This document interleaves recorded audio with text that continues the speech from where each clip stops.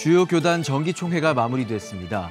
CTS 뉴스에서는 추석 연휴 기간 각 교단 신임 총회장을 만나 새로운 회기 사역 비전과 한국교회의 역할을 모색해보는 시간을 마련했습니다. 오늘은 대한예수교장로회 합동총회 장봉생 총회장을 만나봅니다. 총회장님, 오늘 시간 내주셔서 감사합니다.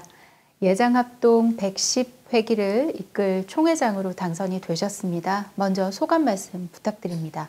먼저 하나님께 감사드리고 개인적으로는 긴장도 되고 공부하면서 준비는 했는데 성경적 개혁주의 신학과 신앙이라는 표현을 많이 쓰거든요. 저희 교단에서는. 그리고 총대들의 합의도 중요하고 그 근거된 기준에 맞춰서 1년 동안 잘 섬겨가도록 하겠습니다. 이번 110회기 총회 슬로건을 정책총회라고 발표하셨습니다.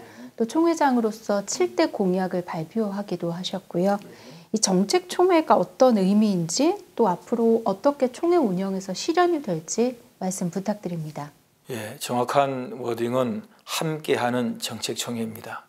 함께하는은 공교회로서의 공동체성을 강조한 것이고, 정책총회는 어느 교단의 총회든 정책총회 아닌 것이 있겠습니까? 그러나 그동안 정책 시스템이 잘 가동되지 않은 측면이 좀 있어서 그 부족한 부분을 메꿔서 제도화하겠다는 의지를 정책총회로 담아서 함께하는 정책총회로 표현한 것이고, 1년 동안 해왔던 정책들을 잘 추스르고 또 변화의 시대의 중장기 정책을 함께 잘 세워가기 위한 시스템을 마련하는 것이 함께하는 정책총회의 중요한 기조가 되고 계속 또 함께 만들어가야 될 과제도 될 것입니다.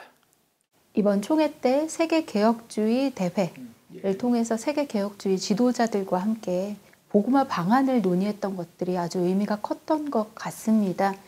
네, 앞으로 개혁주의 리더십 네트워크 구축 어떻게 실현이 될지 궁금합니다. 그동안 저희 교단과 MOU를 맺고 있는 세계적인 많은 교단들이 있는데 그저 총회에 참석하고 인사만 하고 돌아가는 일들이 있어서 그 시간을 좀 활용하자. 그래서 1박 2일 함께 우리 한국교회에 주신 부흥, 은혜를 나누기도 하고 또 함께 우리가 추구하는 보수적인 개혁신학의 내용들을 정책화하는 그런 과정도 함께 만들어가자는 취지에서 특별히 아시아는 다 열악하니까 열악한 교회 교단장들을 초청해서 함께 좀 더 세계 복음화와 또 하나님 나라를 세워가는 일에 우리 한국교회가 좀 일조하는 게 좋겠다 하는 마음에서 이 행사를 진행하게 됐는데 오셨을 때 하고 가시도록, 그래서 총회에 뒤이어서 붙여서 이 대회를 행사화해서 함께 하고 이제 다들 돌아가셔서 각 나라에서 역시 한국교회 주신 부흥을 함께 좀 공유할 수 있도록 하자는 그런 취지에서 이런 대회를 개최하게 됐습니다. 이번에 한국교회가 제안하는 것은 서울 정책 포럼입니다. 교회 정책이죠. 이번에 모두가 다 이제 수납이 되면 매년 한 차례 정책 포럼으로 모이자. 우선 한국에서 한두 번 모일 것 같고 그 다음에는 아마 순회하지 않을까 생각하고 있습니다. 개혁주의 최대 교단으로 성장할 수 있었던 예장합동 총회의 강점이 어디에 있는지, 또 전국적인 단위의 기도, 전도운동 계획도 들려주시면 좋겠습니다. 부흥과 성장의 원인을 들라치면 하나님 은혜죠. 하나님께서 그렇게 허락하신 것이고 그걸 담아내는 글어서서의 조심스러운 자랑 아닌 자랑을 할 수 있다면 좀 더 성경에 충실하고자 하는 보수적인 태도일 것이고, 나아가서 뜨거운 기도의 열정, 또 전도의 열정, 그런 본질적인 사역의 교회됨을 더 유지하고자 하는 그런 노력이 하나님께서 담아주실 그릇이 되지 않았겠는가 생각하고 있습니다. 전국적인 기도운동, 전도운동은 저희 교단에서 그동안 몇 차례 해왔던 겁니다. 그걸 좀 더 보완해서 기도운동 본부, 전도운동 본부를 따로 구성할 생각입니다. 그래서 전국에 166개 노회가 있는데 그리고 12,000교회가 있습니다. 교회별, 노회별, 또 지역별로 모여서 기도운동을 하고 또 그 안에 각각 개별로, 교회별로 꾸준하게 기도할 수 있는 콘텐츠를 담아줘서 기도가 생활화될 수 있도록 한다는 것이 중요한 방향이고 전도운동도 기본 틀은 같습니다. 함께 하고 각각 하고 그래서 충분한 그 콘텐츠를 제공해주고 그것을 점검하고 또 계속 보완해주는 1년 동안의 이런 프로세스가 계속 진행되게 될 것입니다. 그동안 예장합동 총회가 한국교회 연합사역에 있어서 차지하는 위상이 컸습니다. 임기 동안 어떤 연합활동 계획을 가지고 계신지요?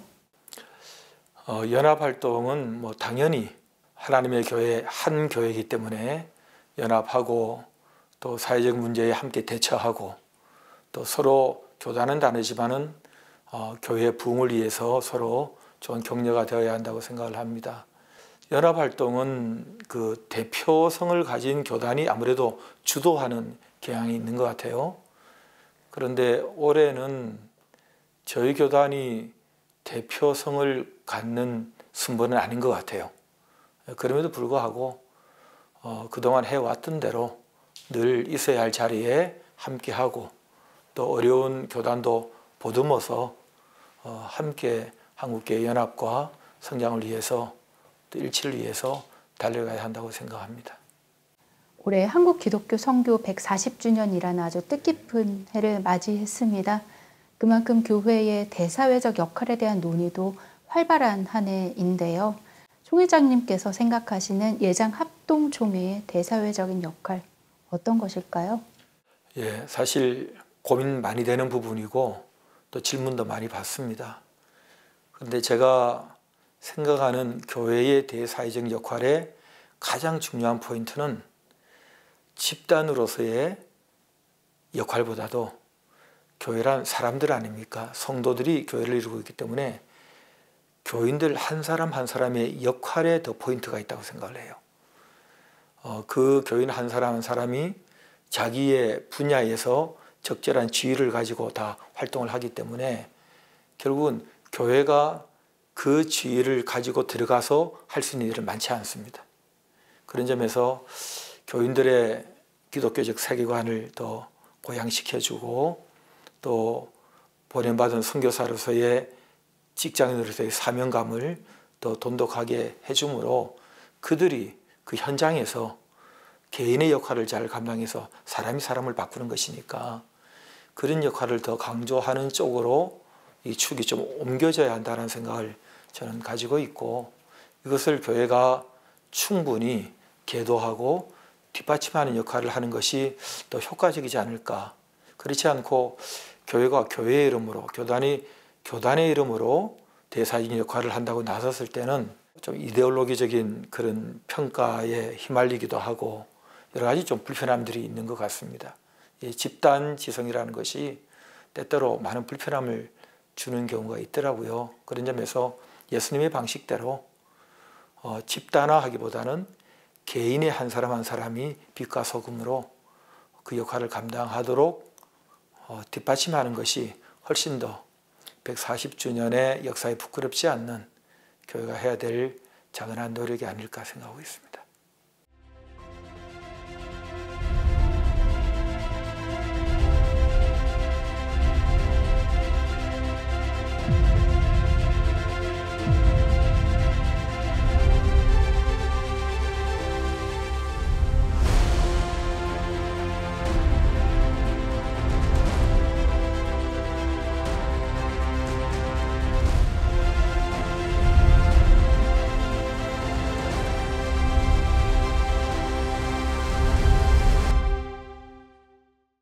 목회자들의 수건 사업이죠. 이 목회자 연금제도 완전 정착을 추진하실 계획으로 알고 있습니다. 근데 연금 신규 가입자가 늘고 있지만 동시에 수급자도 동반 상승하는 쉽지 않은 상황인 것 같기는 합니다. 신뢰받는 안정적인 연금제도 정착 어떻게 가능하다고 보시는지요? 저희 교단이 오래전에 어려움을 한번 겪었습니다. 이 연금, 기금 사용과 관련해서 지금은 상당히 안전하게 수익 보장성을 중요하게 생각하면서 가고 있기 때문에 인식들이 많이 좋아지고 또 수급자도 많이 느는 반면 신규 가입자도 상대적으로 많이 늘어서 조금씩 좋아지고는 있는 편인데 결국 두 가지 축이 중요하다 생각합니다. 하나는 들어온 이 연금, 기금을 어떻게 수익성으로 잘 안전하게 운영해 가느냐 하는 그런 점에서는 제도적 보완을 지금 하고 있습니다. 이것도 많이 홍보가 돼서 조금씩 다들 안도감을 가지는 것 같고 이제 많이 가입하는 것이 중요하니까 가입하기 위한 여러 좋은 그 모델들을 개발하고 있습니다.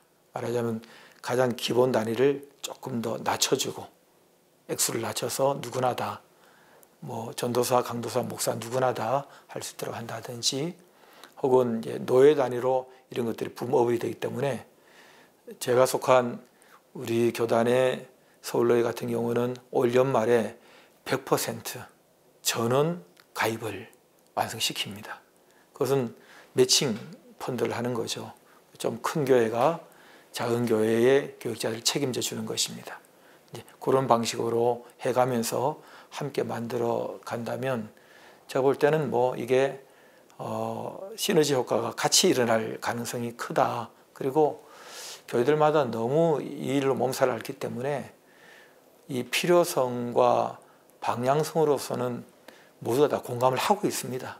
이제 방법에 있어서 좀 더 이 속도를 내야 되는 측면만 남아 있는데 이런 노력을 기울인다면 갈수록 더 좋아지고 올해 상당한 진전을 볼 수 있을 거라 생각하고 잘 되리라고 봅니다. 여러 교단 중에서 이 덩치에 비해서는 조금 약한 편입니다. 저희 교단이 그렇지만 이제 다시 일어나고 있습니다. 총회가 교회와 목회자, 성도를 돕기 위한 새로운 제도를 준비 중이신 걸로 알고 있습니다. 교회 종합 지원센터를 설치하는 건데요. 또 다음 세대 멘토링 시스템도 준비하실 계획이라고 들었습니다. 먼저 교회 종합지원센터는 지난번 경북 지역의 산불 피해, 또 이번에 장마로 인한 홍수 피해 등 이런 긴급한 상황이 터졌을 때 참 부끄럽게도 저희 교단은 재난 시스템이 좀 빈약한 편입니다.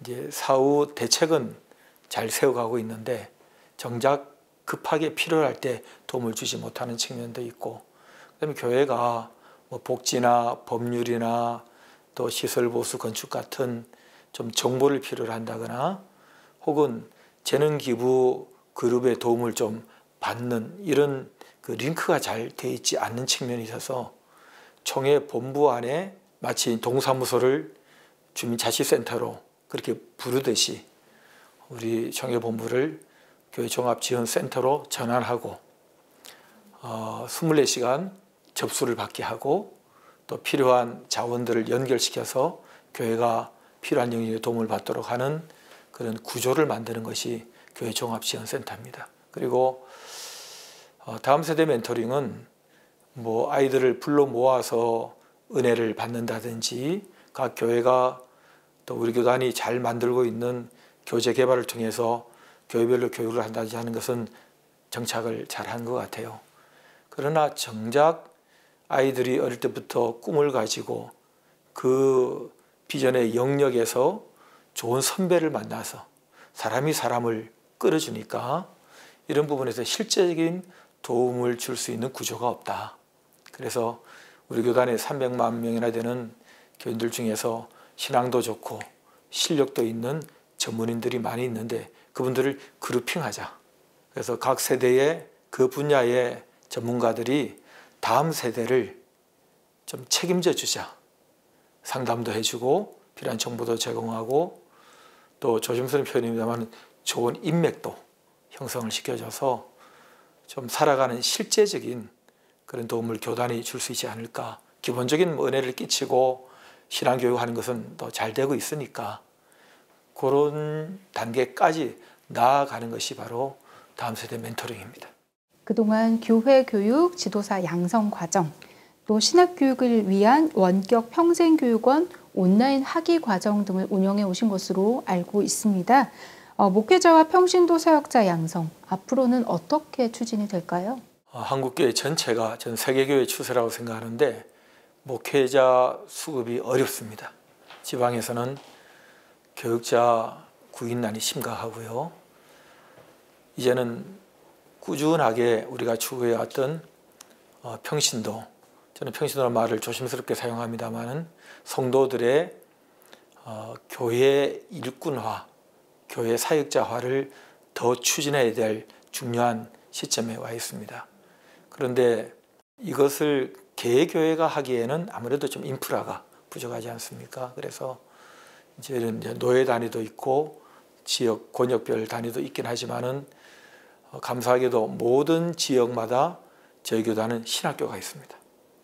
우리 중앙에 서울에는 총신대학이 있긴 하지만은 총신대학에서는 이미 각종 프로그램을 다 가동하고 있으나 지방에서 서울까지 오기도 쉽지 않고 그런 점에서 지방 신학교를 좀 더 다양한 프로그램으로 활성화시켜서 교회와 노예와 연계시켜서 교인들의 훈련을 잘 담당해 주면 그들이 계속 그 교회에 교육자는 이동을 하기도 하지만 그 교회에서 다양한 분야에 뭐 복지든 교육이든 신방이든 여러 분야 음악의 다양한 분야에서 교회 사역자가 될 수 있겠다. 그리고 필요한 자격증도 갖출 수 있겠다 하는 뜻에서 저희 교단이 이번에 특별히 자발적으로 일어난 겁니다. 각 신학교 학장들 또 총장들이 모여서 우리가 이런 일을 해야 한다. 교회가 기다렸던 좀 메시지를 줌으로 이번에 그런 부분을 좀 체계화시키는 전국적인 좀 운동화시키는 그런 원년이 되리라고 생각합니다. 한국교회의 신뢰도가 계속 낮아지고 있어서 교회 안팎의 우려가 참 큽니다. 교회의 신뢰 회복 방안 어디에 있다고 보시는지요? 저는 한국교회의 신뢰라는 단어가 나올 때마다 목회자로서 참 죄송하게 생각을 합니다. 다 저희 책임이고. 그러나 냉철하게 저는 양면성이 있다고 생각합니다. 전에는 교회가 세상을 걱정했는데 지금은 세상이 교회를 걱정한다라는 표현을 일부에서 하시는 것 같은데 전 그런 적은 없었다고 생각합니다. 예수님 시대도 그랬고 모든 성경의 시대가 항상 하나님 나라와 세상 나라는 대립구도였습니다.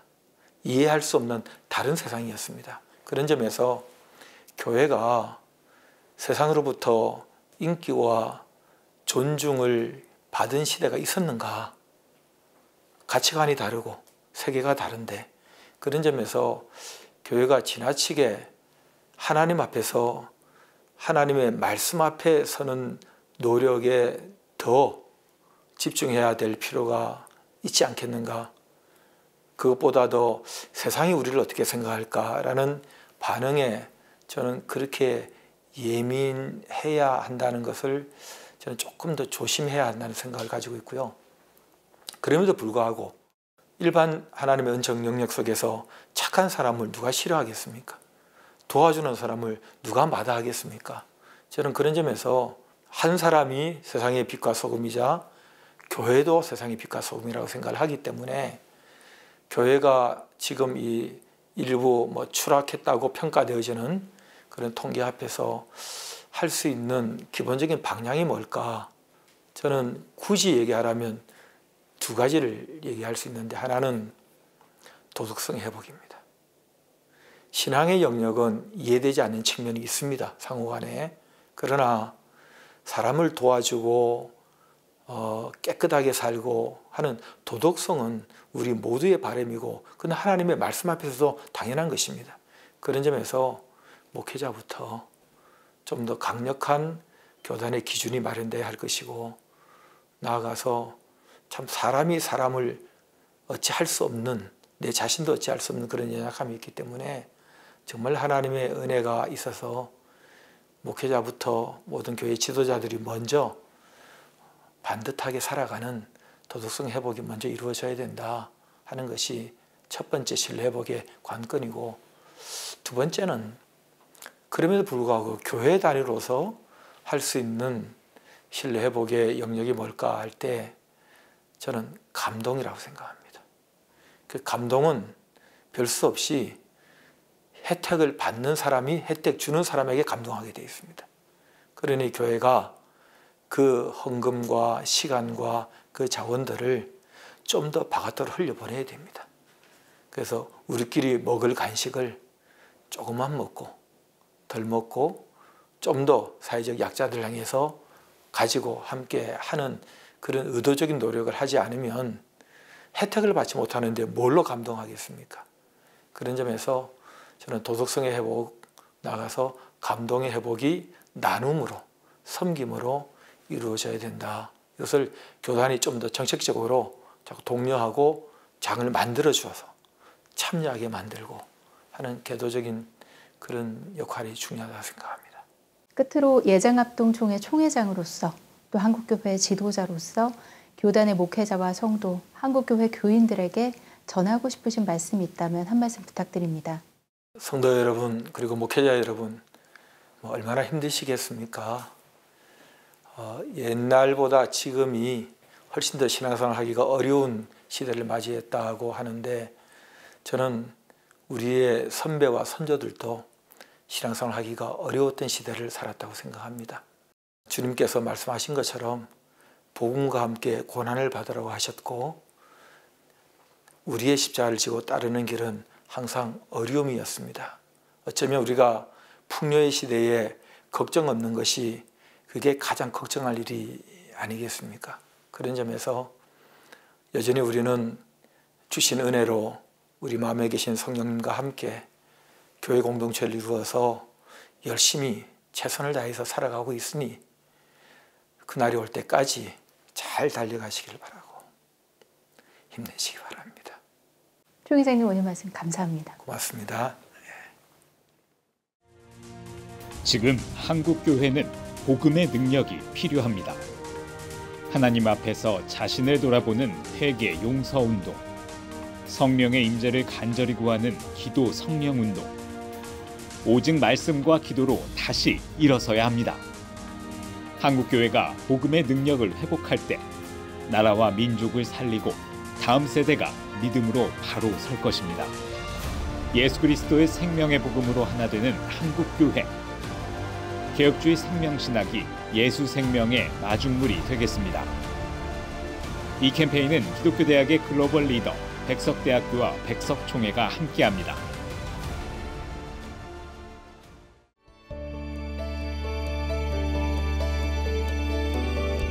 백만인 기도운동에 새롭게 참여하신 분들입니다.